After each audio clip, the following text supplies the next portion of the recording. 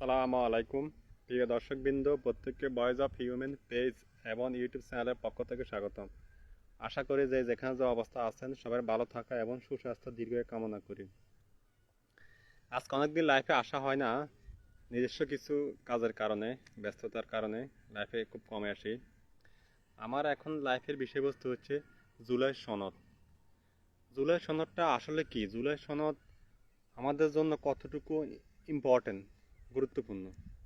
আমরা দেখি টিভির পর্দা যখন আমরা খুলি কিংবা যখনই আমরা ইউটিউব কিংবা সোশ্যাল মিডিয়া যাই, তখনই আমরা বিভিন্ন ক্ষেত্রে জুলাই সনদের অনেক কথাবার্তা শুনি। জুলাই সনদের বিষয় আমরা দীর্ঘদিন শুনতে এসেছি, কিন্তু আসলে আজও জুলাই সনদ হয়েছে কি না এ ব্যাপারেও আমি এখন আলোচনা করব। প্রথম কথা হচ্ছে জুলাই সনদটা আসলে কি। আমি এক কথায় বলি, জুলাই সনদ হচ্ছে আজকে যে সরকার আছে, অর্থাৎ যে আমাদের যে অভ্যুত্থান হয়েছে, আমাদের কাছে বিপ্লব হয়েছে, এই বিপ্লবের যে একটা সাংবিধানিক যে একটা দলিল, সেটা হচ্ছে জুলাই সনদ। এই জুলাই সনদের উপর ভিত্তি করে আপনার আগামী দিনগুলা, আগামী বাংলাদেশের যে ভবিষ্যৎ গঠিত হইব। যদি জুলাই সনদ যদি নাই হয়, তাহলে বাংলাদেশের ভবিষ্যৎ অন্ধকার। জুলাই সনদ না হওয়া মানে, জুলাই সনদ বাস্তবিত না হওয়া মানে কি, বাংলাদেশের যে বিপ্লব হয়েছে, যে অলমোস্ট 2000 লোক মারা গেছে, 26-27 হাজার মানুষ আহত হয়েছে, অর্থাৎ সবার সাথে আমরা কি, তাদের রক্তের সাথে আমরা বেমেনি করা, শহীদদের রক্তের সাথে আমরা বেমেনি করা। তো জুলাই সনদ আমরা বাস্তবায়ন না করতে পারি। জুলাই সনদ স্বীকৃতি দেওয়া মানে হচ্ছে বাংলাদেশে বর্তমান যে সরকার আছে, এই সরকারকে স্বীকৃতি দেওয়া। জুলাই সনদ বাস্তবায়িত হওয়া মানে হচ্ছে বাংলাদেশে আগামী যে পার্লামেন্ট হবে, এই পার্লামেন্টটা কি বৈধতা স্বীকৃতি পাওয়া। জুলাই সনদ বাস্তবায়িত হওয়া মানে হচ্ছে বাংলাদেশের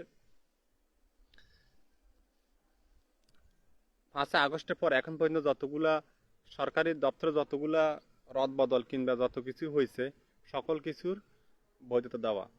তো অর্থাৎ এই জুলাই সনদের উপরে ভিত্তি করে আমাদের আগামীর বাংলাদেশ, আগামীর তরুণ প্রজন্মের বাংলাদেশ গঠিত হইব। আমরা যদি জুলাই সনদ আদায় করতে ব্যর্থ হই, এতে আমাদের জাতির জন্য অন্ধকার বয়ে আনবে। অর্থাৎ জুলাই সনদ আমরা আদায় না করতে পারি, তার মানে হচ্ছে আমরা শহীদদের রক্তের সাথে বেইমানি করছি। যদি আমরা জুলাই সনদ আদায় করতে পারি, তাহলে আমাদের আগামীতে এই ভূখণ্ডে কোনো স্বৈরাচার কিংবা কোনো ফ্যাসিস্ট যদি আবার তৈরি হয়, আবার আবির্ভাব হয়, তাহলে তাকে বুঝে শুনে আসতে হবে।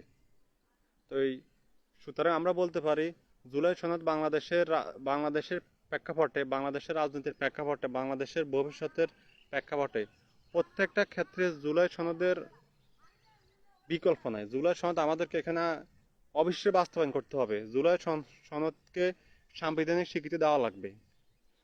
যদি অনেকে বলে কি তারা নির্বাচিত হয়ে জুলাই সনদকে তারা সাংবিধানিক স্বীকৃতি দিবে না, তারা কৃষি ভিত্তি দিবে। তারা কৃষির ভিত্তিতে তারা জুলাই সনদকে স্বীকৃতি দিবে। আগে যে এই যে সামনে নির্বাচন হবে কিংবা আমাদের যে বর্তমান যে গভর্নমেন্ট আছে, বর্তমান আমাদের যে 11টা কমিশন গঠন হয়েছে, টোটালি আগে তো আমার এটা বৈধতা লাগবে। এখন আমার এটার বৈধতা কিভাবে আমি নিব, সেটা হচ্ছে আমাকে জুলাই সনদের উপর ভিত্তি করে আমরা এগুলোর বৈধতা নিব। এগুলো বৈধতা নেওয়ার পরে এদের মাধ্যমে বাংলাদেশে আবার নতুন করে যত কিছু হবে সেটা বৈধতা পাবে। তার মানে কথা হচ্ছে ক্লিয়ার, জুলাই সনদ সবার আগে হচ্ছে জুলাই সনদ। বাংলাদেশে জুলাই সনদ আগে বাস্তবায়িত হওয়া লাগবে। অর্থাৎ জুলাই সনদ মানেই হচ্ছে যাইয়া এই যে আমাদের এখানে বিপ্লব কিংবা অভ্যুত্থান হয়েছে,